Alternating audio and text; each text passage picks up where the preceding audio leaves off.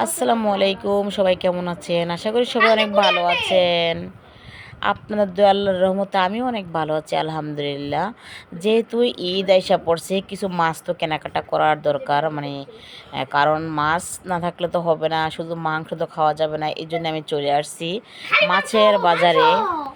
এই জন্য চলে আসলাম মাছের বাজারে। আর মাছের বাজারে এসে দেখি অনেক সুন্দর সুন্দর তাজা তাজা মাছ।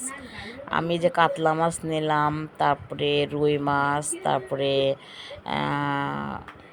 কি বলে এগুলো, তেলাপিয়া মাছ, তারপরে একটা পাঙ্গাস মাছও নিয়ে নিছি। তারপরে এই যে আঙ্কেলটা খুব সুন্দর করে এখন আঁশটাগুলো ফালাইতে আছে। তারপর আমি আবার করতেছি, ভাইয়া দেখি তো একটু মাছটা ধরে কেমন, অনেক ওজন, অনেক ওজন ছিল। মাছগুলো ছিল অনেক তাজা। আমি এই আঙ্কেলের কাছে সবসময় মাছ আনি, আর মাছগুলো তাজা দেখে এই জন্য আমার বেশি ভালো লাগে। কারণ আমি সবসময় তাজা মাছ আমার খেতে খুব ভালো লাগে। তারপর কি করলাম, আমি তো দুইটা নিয়ে নিয়েছি পছন্দ মতো। আঙ্কেল আরও দুইটা পছন্দ করে দিছে, দেখেন এই দুইটা দিয়েছে। আমি বলছি, আঙ্কেল আর নিব না, এত মাছ কীভাবে খাবো? আঙ্কেল বলতেছে ঈদের ছুটিতে আপনার মাছ আর পাবেন না, এখন নিয়ে নেন বেশি করে।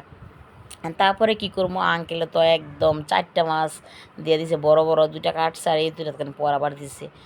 তারপরে কি করব, নিয়ে নিলাম। তারপরে দেখতেছি এরা মাছগুলো খুব সুন্দর করে আমার সাইজ করে কেটে তারপরে দিবে। আমি এই টাইমে ভিডিও করতেছিলাম। আর এই দেখেন, এই এই তেলাপিয়া মাছগুলো তাজা একদম। এই আঙ্কেলের কাছে সব যত মাছ আছে সব মাছগুলোই তাজা তাজা একদম। এই জন্য আমার বেশি ভালো লাগে। আর তাজা মাছ খেতেও আমার খুব মজা লাগে। আমি বেশিরভাগ তাজা মাছই কিনি বন্ধুরা, যেহেতু ঈদের ছুটি, মেহমান তো আসবে। আর গালিব তো আমাদের বাসায় মেহমান এসে পড়েছে। আর গালিব তো সব মাছ খায় না, রুই, কাতলা, ইলিশ, চিংড়ি, আর গরুর মাংসও খায়। ওই দেখেন কইতেছে চিংড়িও খায়। তারপরে আমি দেখেন সব কিছু কেনাকাটা মাছ কেনাকাটা করে ফেলছি। তারপরে বাসায় নিয়ে আসলাম। বাসায় এনে কিছু মাছ ধুয়ে নিলাম আলাদা করে করে। কাতলা মাছ আলাদা, রুই মাছ আলাদা, তেলাপিয়া মাছ আলাদা, পাঙ্গাস মাছ আলাদা, সব ধুয়ে। আল্লাহ হাফিজ।